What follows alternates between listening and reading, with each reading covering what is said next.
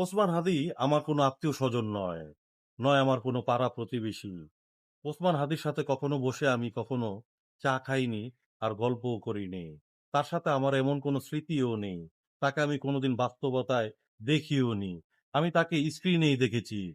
আর স্ক্রিনে থাকা একটা মানুষ যে মানুষের অন্তরে ঢুকে যেতে পারে, আমি এই ১ম অনুভব করলাম। উনার সাথে আমার সাথে কোনো রক্তের সম্পর্কও নেই। কিন্তু উনি কাল চলে গেছে।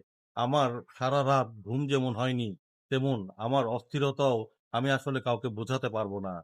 এটা আল্লাহ প্রদত্ত একটা ভালোবাসার নিদর্শন আমি বলব। মানুষ মানুষের প্রতি সম্পর্ক, রক্তের সম্পর্ক হলেই যে দৃঢ় হবে এমন কোনো বিষয় না। মানুষ মানুষের সম্পর্ক এইভাবেই গড়ে ওঠে। ভালোবাসা আসলে কার জন্য কখন কিভাবে তৈরি হয়ে যায় আল্লাহ সুবহানাহু ওয়া তাআলা ভালো জানেন। এমন ভালোবাসা আমি আগে কখনো অনুভব করিনি। আমার অনেক নিকট আত্মীয় চলে গেছেন এই পৃথিবী ছেড়ে। কিন্তু আমার এরকম অনুভব হয়নি। কিন্তু ওসমান হাদির চলে যাওয়াটা আমার ভিতরে নাড়া দিয়ে গেছে। আমার অন্তর কাঁপিয়ে দিয়ে গেছে। কেন হয়েছে আল্লাহ সুবহানাহু ওয়া তাআলা ভালো জানেন। আসলে আমি বুঝতে পারি না এরকম ভালো মানুষগুলো কেন আমাদের এই সমাজ, আমাদের এই দেশ থেকে বিদায় হয়ে যাচ্ছে। মুগ্ধর মতন মানুষ, ওসমান হাদির মতো মানুষ, আবু সাইদের মতন মানুষ।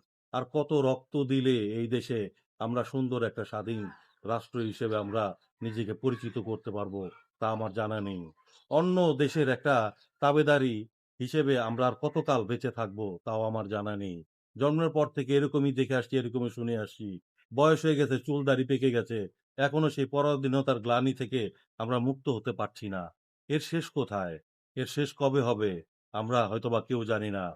হয়তোবা মুগ্ধর মতো, আবু সাঈদের মতো, ওসমান হাদির মতো এরকম হাজার, হাজার লক্ষ কোটি ওসমান হাদি জন্ম হয়ে গেছে। তবে মুক্ত একদিন হবে ইনশাআল্লাহ। তবে হয়তোবা আমরা দেখে যেতে পারবো, হয়তোবা পারবো না। তবে আফসোস দেখে যেতে পারলে খুবই ভালো লাগতো।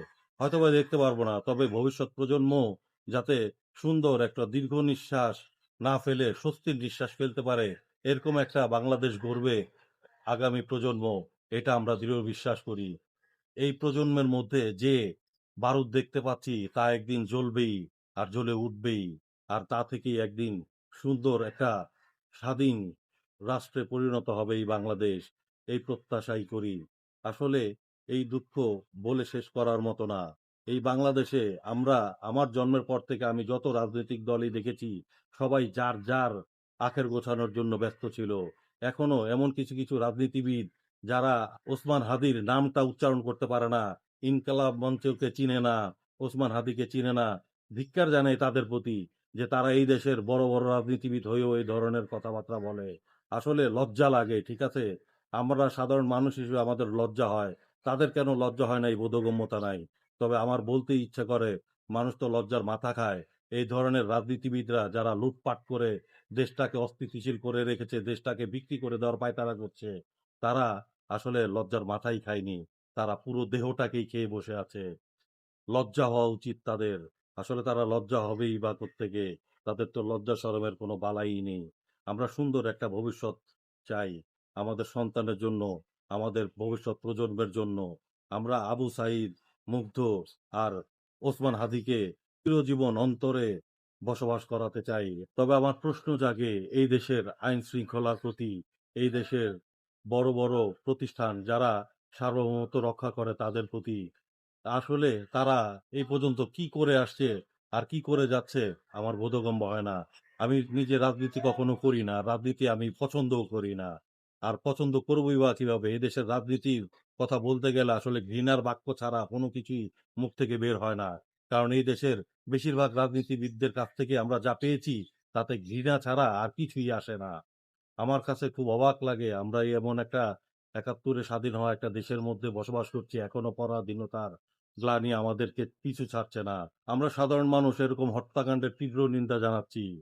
এই হত্যাকারী যেখানেই থাকুক, পৃথিবীর যে প্রান্তেই থাকুক, অবশ্যই আপনারা এনে তাদেরকে শাস্তির আওতায় এনে এবং কঠোর শাস্তির ব্যবস্থা করবেন এবং জনগণকে আশ্বস্ত করবেন যে হ্যাঁ, আপনারা আইন-শৃঙ্খলা সবকিছুতেই আপনারা পারদর্শী। আপনারা জনগণকে আশ্বস্ত করবেন যে আপনারা আছেন বলে আমরা স্বস্তিতে বসবাস করতে পারি এই দেশে।